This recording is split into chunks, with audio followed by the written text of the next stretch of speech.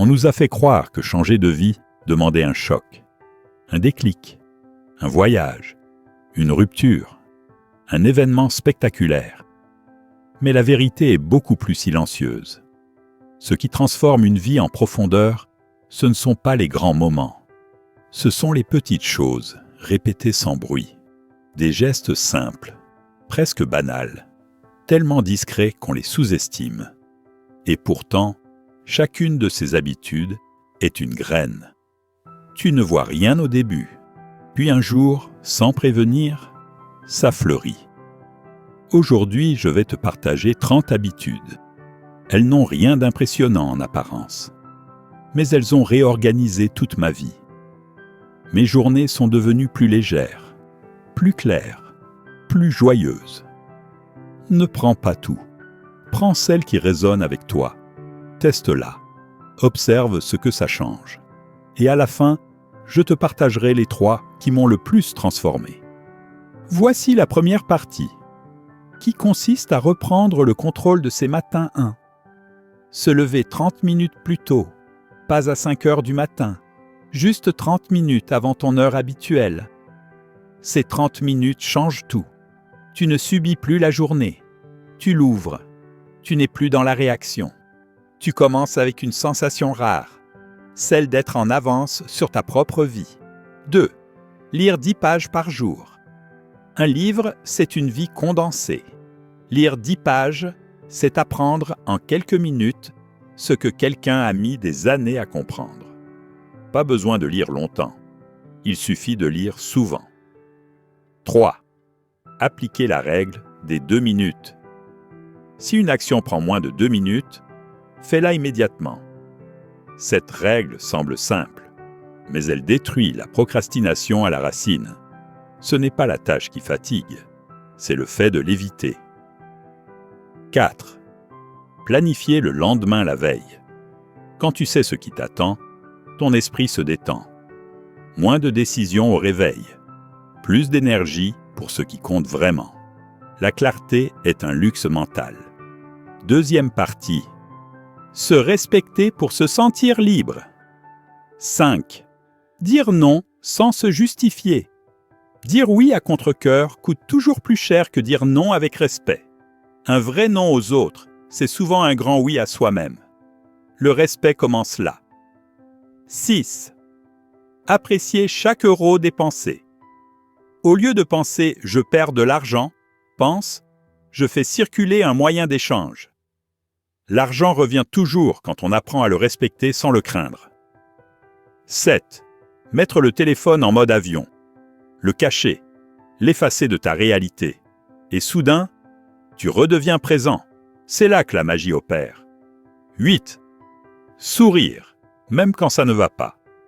Le sourire envoie un message direct au cerveau. Tout va bien. Plus tu souris, plus tu brises les schémas négatifs automatiques.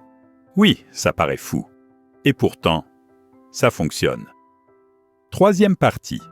Retrouver de la clarté mentale. 9.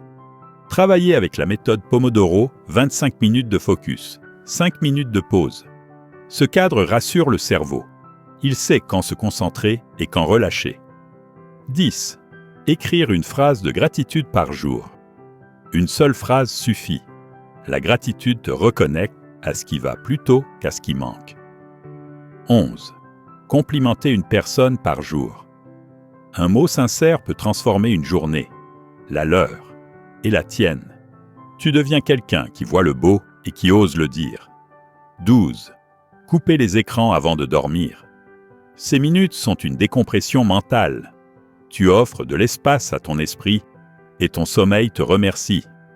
Quatrième partie. Reprogrammer son environnement. 13.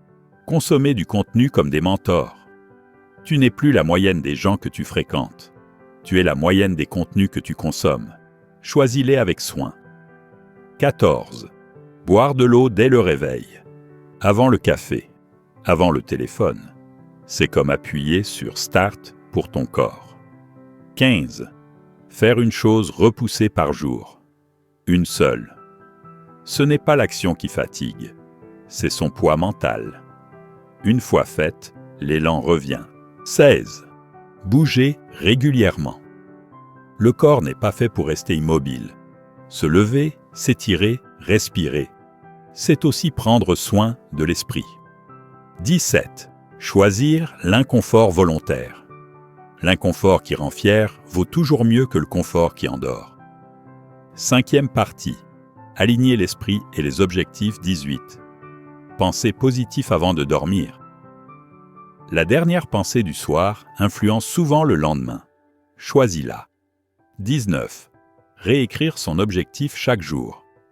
Ce que tu écris souvent, tu finis par le croire. Et ce que tu crois, tu le crées. 20. Consommer le sucre en conscience.